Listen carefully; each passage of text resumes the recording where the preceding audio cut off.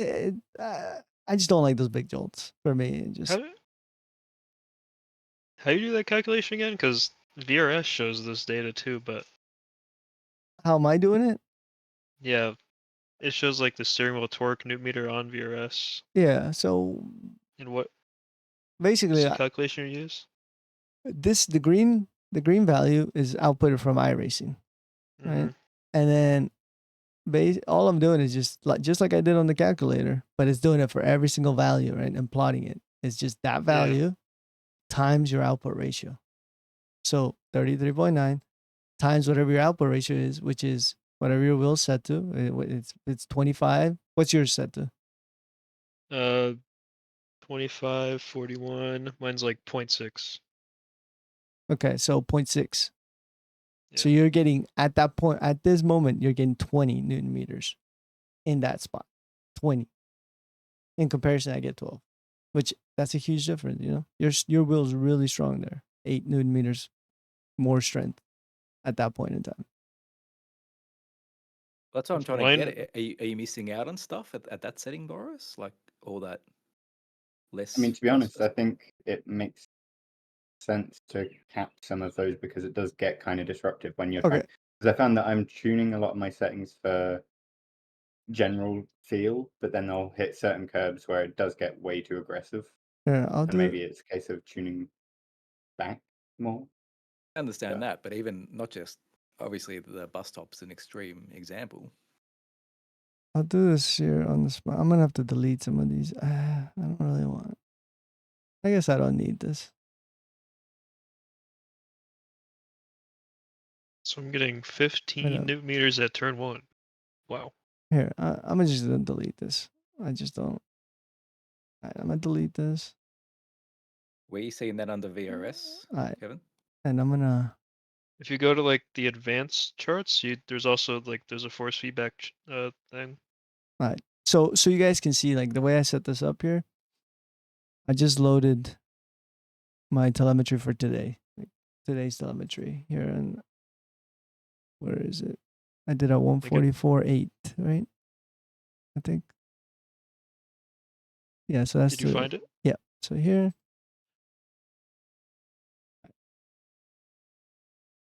So now you can see clearly.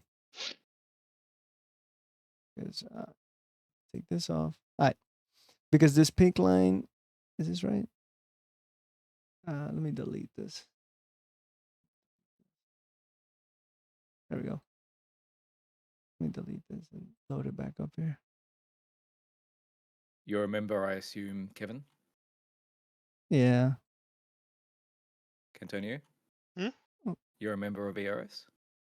Yeah. Do you want me to show you? Yeah, a paid member or just on the team? I'm paid. Both. All right. So here you go. If you guys want to see this. All right. Remember what I showed you? I'm at 28 Newton meters, right? 28. And my wheelbase was at 12, right? So the pink lines, they're automatic because they come from iRacing. So you see how it just automatic, it went to 27. So anything over 27 or anything under negative 27, that gets clipped. And you can see what's getting clipped. At T1, there's this little jolt here it's getting clipped. At the bus stop, you got the initial curve strike, you got the second curve strike, and a little bit of third curve strike. At the hairpin, that hairpin, the toe of the section, this part is getting clipped.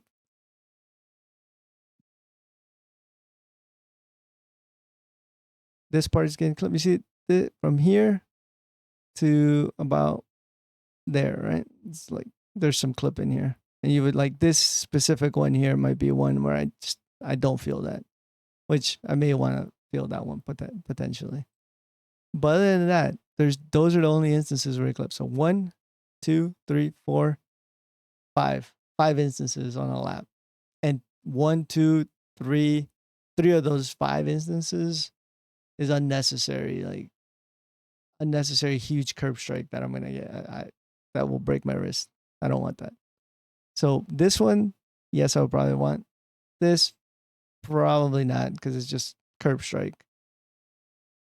So this is the only one where I miss out, and I know for a fact because I heard the steering wheel beeping, which it has a auditory tone for when you're clipping. And I noticed it here. And I actually noticed it when I'm driving. Like I feel the wheel kind of just stay dead when it shouldn't. And I knew it was, hey, it's clipping there. So I knew that already just from feeling it out. But, bam.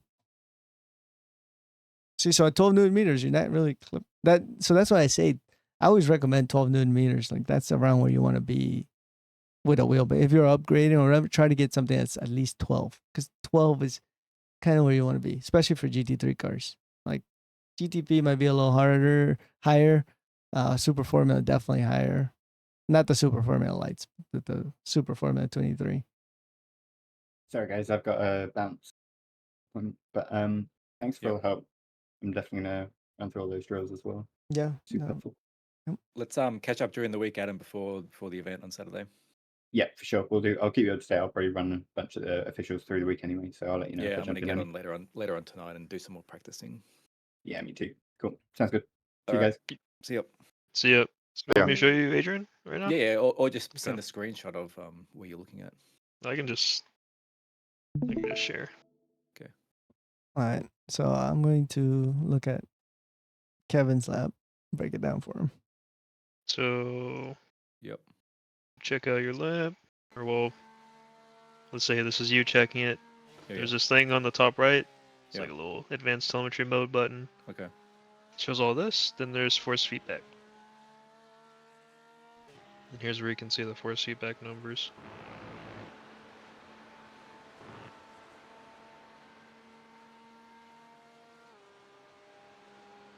This is what you're wanting to look for, right? So you're at 20, is it? Your wheelbase? My max potential wheel Yeah. Newton meters, 25. Okay. That explains it then. Okay. But this is like that value that Boris was talking about in the Motec. Yeah. This isn't like what my wheel's actually getting. Yeah, no. The VRS doesn't provide that for you. You can do it. You can plot it by just multiplying times your output ratio. Yeah. That's what I did. Okay. Where's the bus stop? Is the Formula One race started already?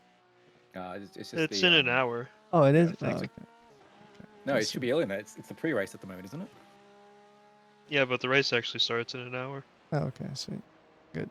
I don't want But to. yeah, there's the pre-race show stuff. Yeah. Oh, yeah. Okay. So schedule. Oh, yeah. No, 11 Pacific. Okay.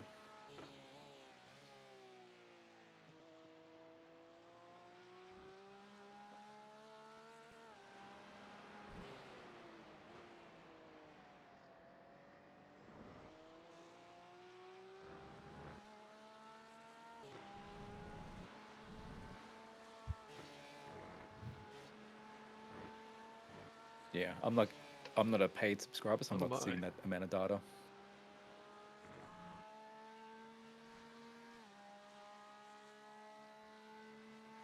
Yeah, this is on this lap. This is what it looked like for me.